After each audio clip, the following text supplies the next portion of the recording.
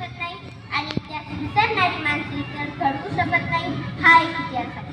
350 वर्षापूर्वी छत्रपती शिवाजी महाराजांनी याच मातीमध्ये इतिहास घडवला. मातीसाठी लढणारी, मातीसाठी झुंजणारी आणि मातीसाठी मरणारी माणसं याच मातीमध्ये उभं राहू लागली, हे या मातीचं सर्वात महत्वाचं वैशिष्ट्य आहे. 50 वर्षाचं आयुष्य महाराजांचं, पण या 50 वर्षाच्या आयुष्यात हे काही घटना नाही, हे काही प्रसंग नाही की ज्याचं महाराजांनी नियोजन केलं नाही. अहो ते जाऊ द्या, आईच्या गर्भात असतानाच त्याच्या आयुष्याचं नियोजन ठरलंय. असा जर कोणी महापुरुष या सृष्टीचा जन्माला आला असेल तर छत्रपती शिवाजी महाराजांशिवाय दुसरं नाव नाही, ही सर्वात मोठी वस्तुस्थिती. तुम्ही काम किती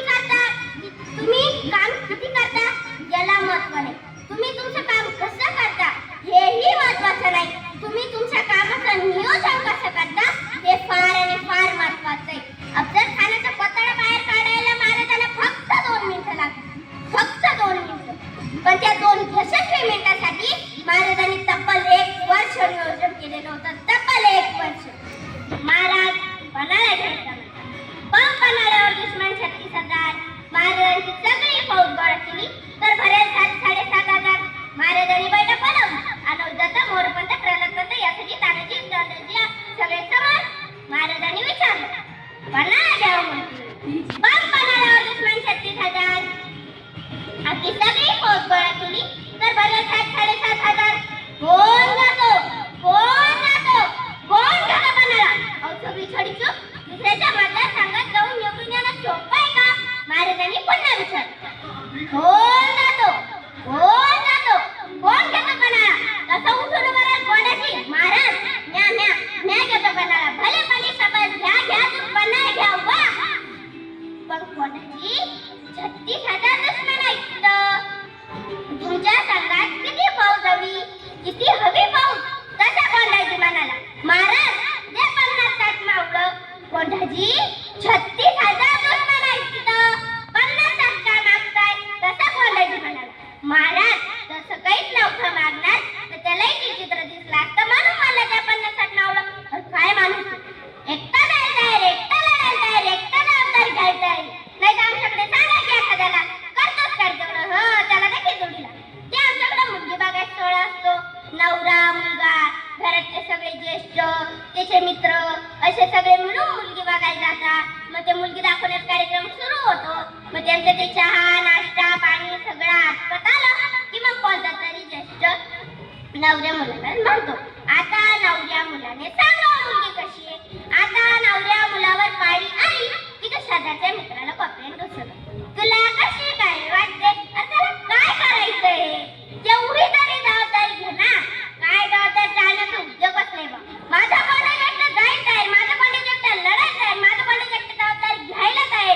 तरी माझ्याकडे त्याला 1,500ची फौज दिली आणि सोबत अनोखी दत्त सुद्धाही दिली. 6 मार्च 1673 रात्रीच्या 12:30 वाजता कोंढाजी गाठच्या पायथ्याशी पोहोचला. रात्रीच्या 12:30 वाजता. दिवस शुभ हे अशुभ हे प्रकार नाही. ते आले आमच्याकडे फेडवायला. घरातला करता माणूस 5चा गाव पुढे जातो, 7 मिनिटात परत घरात जातो. बायकोच्या टिकाव का झालं? माझे रडू. मला राहून प्रश्न पडतो की त्या मागण्या काय वाटत असेल हे आलं गेलं म्हणून. रात्रीच्या 12:30 वाजता पोहोचला कोंढाजी. मग किमान दिलेले 1,500 फौजीचा तरी वापर करावा की नाही? कोंढाजीने अनवजी दत्ताला सांगितलं, अवघ्या 60 गाडी माझ्या सारखीला द्या, बाकीची तास पाहून उभा करा, त्यांच्या हातात 4-4, 5-5 मशाली द्या आणि अवघ्या 60 गाडी घेऊन कोंढाजी गाड्याच्या मागच्या बाजूला गेला.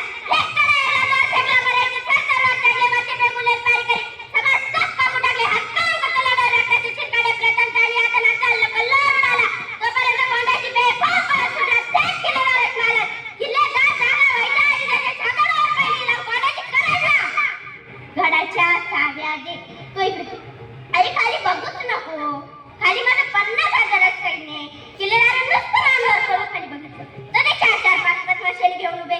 किल्लेदार म्हटलं 50,000 आहे, दिला काय करू? सकाळी कळलं 1,500 करतो काय? राजकारण हे दांड्याच्या बळावर आणि मनाच्या चांगुलपणावर करता येत नाही. हे फक्त बुद्धीच्याच कसरतीवर करावं लागतं आणि महाराजांचं सगळं राजकारण हे बुद्धीच्याच कसरतीवर. नाहीतर बघा ना, पन्हाळ्यावर दुश्मन 36,000, महाराजांनी सगळी फौज गोळा केली तर भरेल 7,500. महाराज असं नाही म्हणाले त्यांची 36,000 आहे आपली 7,000 आहे. जेवढं आहे तेवढं. कारण सांगणं प्रकार नाही. इतिहास हा जगातील एकमेव असा ग्रंथ आहे की जिथे तुम्हाला कुणी कारण सांगताना दिसणार नाही. ज्याला जी जबाबदारी दिली त्याने ती प्रामाणिक